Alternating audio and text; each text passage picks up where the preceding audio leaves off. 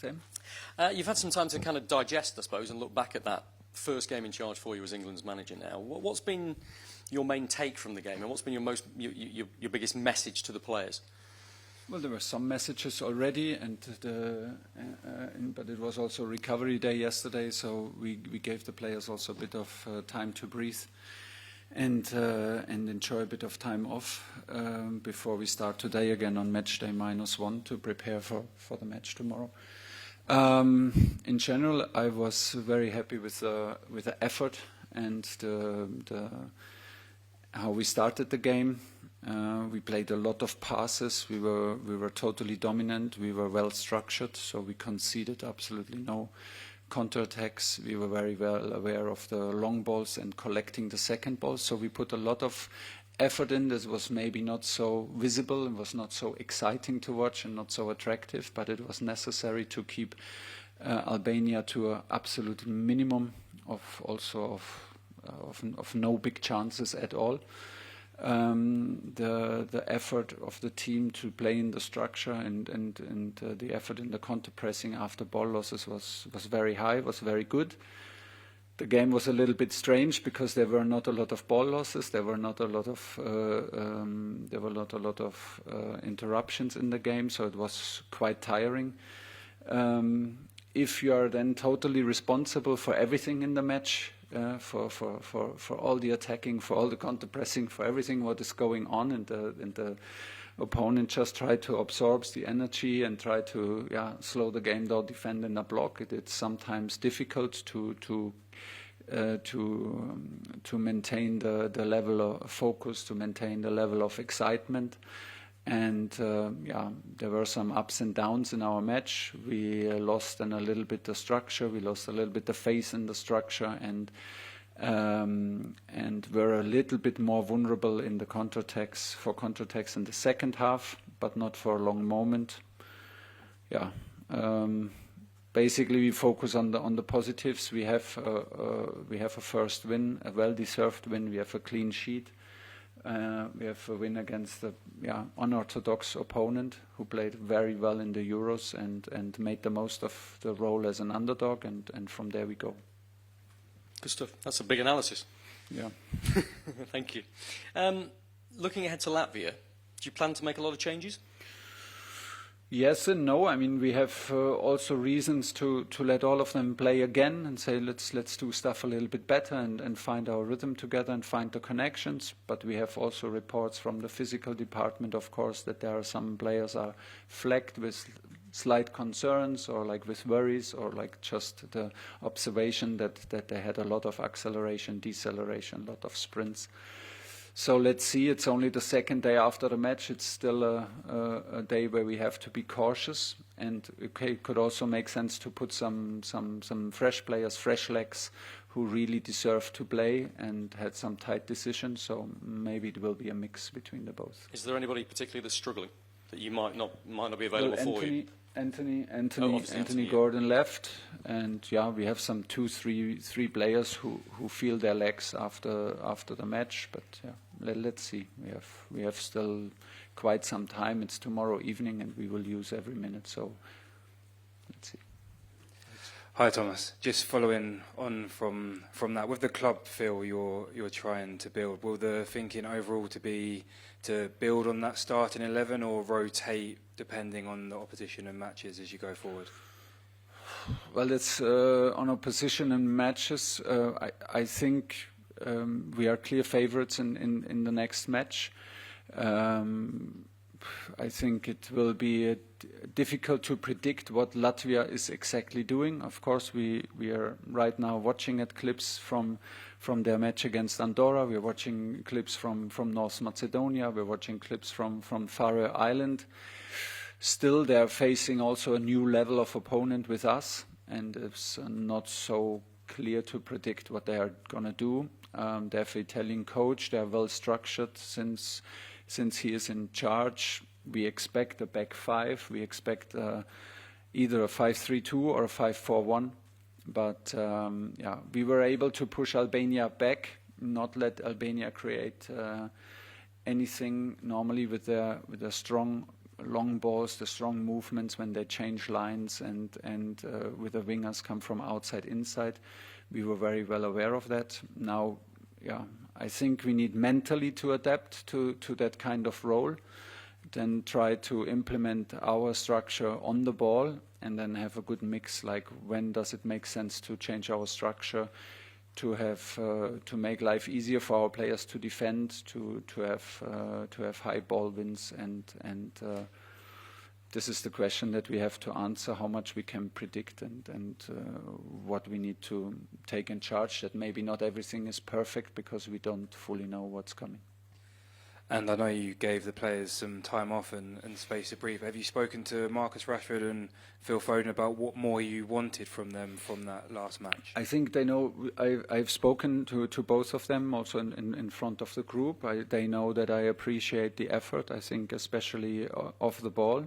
We can see in the numbers, and we can see when we watch the match again how much effort they put into defending high, into the counter press.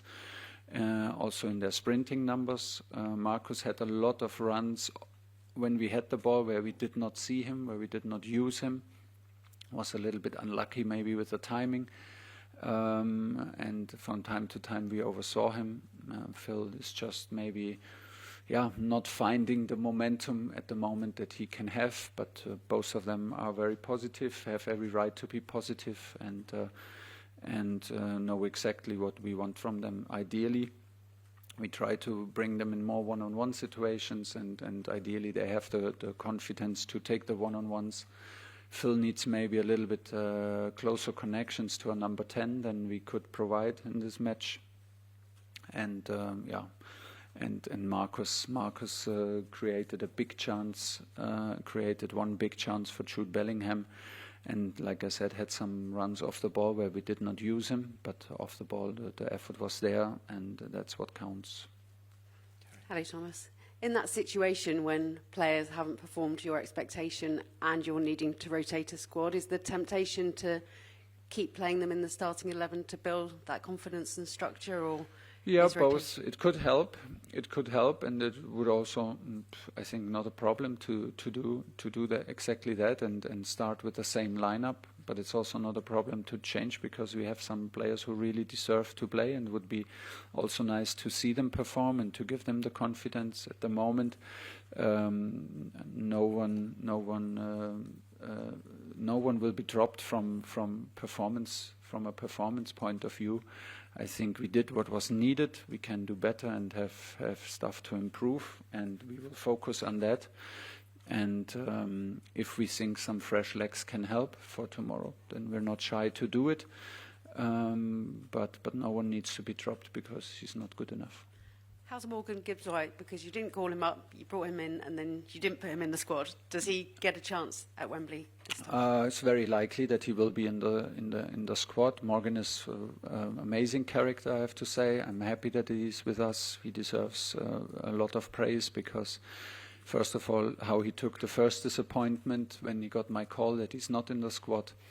He handled it very well, because when he got the second call, he was straight away excited, and he didn't take it personal. I can see why he is a winner. We can clearly see that. I think he won with the youth teams already titles with the national teams, so you can see that he's a fantastic team player and can handle disappointment very, very well. When we trained after the match in Wembley, he was one of the outstanding players again in training. Even if he was not although he was not in the squad before, so it's amazing. It's also how we expect it to be, because it should be an honor and it should be a privilege to play for England, and the egos have to be put aside. That's what everyone's doing, and Morgan does it very in an impressive way. Okay, we'll come to Jasmine at the front here, and then our friends from Latvia at the back. Thomas, your honesty is incredibly refreshing. Even after a 2-0 win game, you still said we need to do better. What does better look like to you? A little bit more structured, still a higher rhythm, more penetration in the opponent's box, more runs off the ball, and put our standards higher to more repetition of the same patterns. Yeah, that's basically it. I think the most important was that from the excitement and the input throughout the week, we could see that everyone was ready. Everyone was ready to push the other one. The energy was right. The attitude towards teammates and within the group was very, very good. It was still, I can just repeat myself, was a quite complicated match to play against a well-organized and good defending team. And still we have room to improve. We can be more aggressive. We played a lot of passes, especially in the first half. When it comes to the last 20 meters, we have to think more about scoring, have a bit shorter connections, like I said, and a bit more aggressive runs off the ball. That's what we're trying to do, and maybe we can straight away show tomorrow. Hello, Remens from Latvian television. Under new coach, Latvia is still trying to find its identity. Of course, we don't have a lot of representation in major leagues, but we have young squad. Are there any players that are standing out in your opinion, and who would you take most consideration if it would be the most dangerous player in our team? I know all the faces of your players, but I have to admit that I don't know all the names. If you ask me, you have one key player out, unfortunately for you. Good for us, one key player in the half left midfield. I think you have an identity. I think the identity with the new coach is pretty clear. You play a 5-3-2. You play a 5-4-1. You play straightforward, very, very quickly, straightforward into the two strikers. You have wing-backs on the side who then support to attack. You have a number 8, minimum one number 8, two strikers in the box. And you try to cross very early. So I think there are quite some patterns already visible. And I think it's also, you have to be patient and trust in the process. We can clearly see that you have a young team, and we will prepare professionally, and we will raise our standards hopefully to be the winner, because that's what we demand of ourselves. But we respect the quality and quality of the coach and the team, of course. Matis Timofejos, Latvian Television 2. Thomas, you have a great career in club football in Europe, Germany, France, England. What can you feel already right now in England? What's the main differences to manage club and manage a national team? That I'm the most happy when I'm football coach in England. This is what I can tell you, because I think it's a very special place to be. It's a very special group of players, and the league and the approach of the fans to the league shapes the character and the attitude of the players, which is always a pleasure to be around, and there is no difference. It feels like training camp. It feels like a pre-season a little bit, because you're 10 days together, so it's very condensed and it's very intense.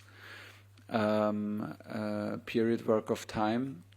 Once the games are over, it's very different, because you watch a lot of games, but you don't have the close contact to the players, which I love the most.